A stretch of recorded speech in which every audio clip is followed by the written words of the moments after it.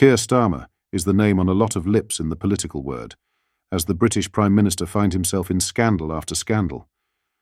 Starmer has only been in the door 86 days, but so much has happened that is not pleasing the British public. The latest freebie scandal has grown more arms and more legs as fresh evidence keeps on surfacing. However, today, we aren't going to be talking about the freebies. We will be discussing his personal life, as Starmer's latest freak out has brought to life his secret past. We will discuss this all in detail in today's video, whilst also going over all of the latest news from up and down the country. But first, hit the like button and subscribe to the channel and join our fast-growing community. As stated in the intro, after all of these scandals, speculation over Starmer's personal life has came up, and this journalist believes there is something being hidden from the public that could potentially surface. Check this clip. Is it some kind of sex thing, do you think?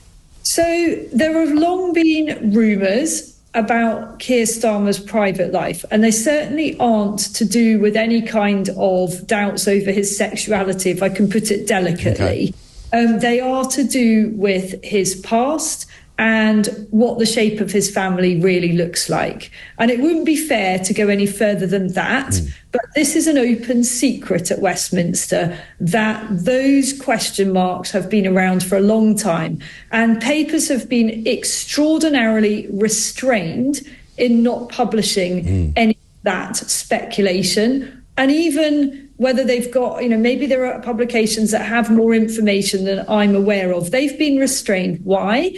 Because there's been a strong feeling that it's not in the public interest. And the bar for that these days for the press is really quite high. It's a whole different... There have long been rumours about Keir Starmer's private life. They are to do with his past. This is an open secret at Westminster. What do you think it is? Let me know in the comments. In other news, Boris Johnson has said he is no longer sure about medieval lockdowns, as the former Prime Minister becomes increasingly convinced COVID was a botched experiment from a Chinese lab. Johnson described pandemic restrictions as literally medieval in their savagery and consequences, as he likened himself to King Canute and questioned whether it was possible for Whitehall to repel the waves of a highly contagious disease. Writing in his explosive tell-all memoir, Unleashed, the former Prime Minister appeared to demonstrate a significant change of thinking compared to the time he was leading the UK's response to the pandemic. At the COVID inquiry last December, Johnson acknowledged appalling harms on either side of the decision and apologised for his mistakes. However, with extracts of his memoir being serialised in the Mail on Sunday, Johnson seemingly took a harsher approach on the effectiveness of lockdowns. It was only later that I started to look at the curves of the pandemic around the world, the double hump that seemed to rise and fall irrespective of the approaches taken by governments, he said. There were always two waves, whether you were in China, where lockdowns were ruthlessly enforced, or in Sweden, where they took a more voluntary approach. Johnson added, I am not saying that lockdowns achieved nothing. I am sure they had some effect. But were they decisive in beating back the disease, turning that wave down? All I can say is that I am no longer sure. England's first national lockdown was introduced by Johnson in March 2020, with measures loosened in June. A number of local lockdowns followed, and the Rule of Six was imposed in England in September 2020. However, the then Prime Minister was forced into enforcing a second national lockdown in November 2020, with a third being reintroduced in early January 2021. Speaking about the origin of coronavirus, Johnson wrote, The awful thing about the whole COVID catastrophe is that it appears to have been entirely man-made in all its aspects.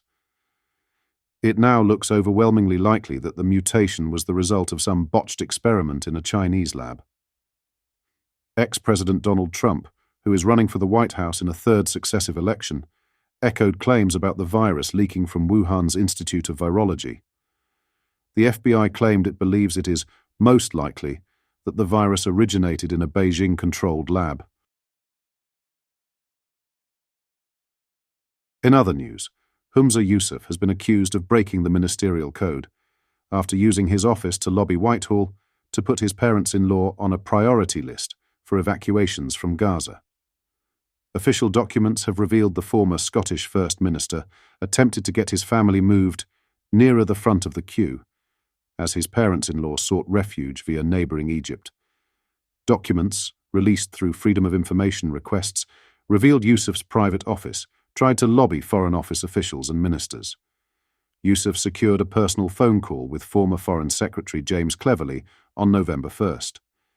He was told his family had been added to the priority list of British nationals trying to flee Gaza. Yousaf, who was toppled as First Minister in May after the Green Party pulled its support, was given the welcome news 2 days later that his mother-in-law and father-in-law were given safe passage out of Gaza via the Rafah crossing.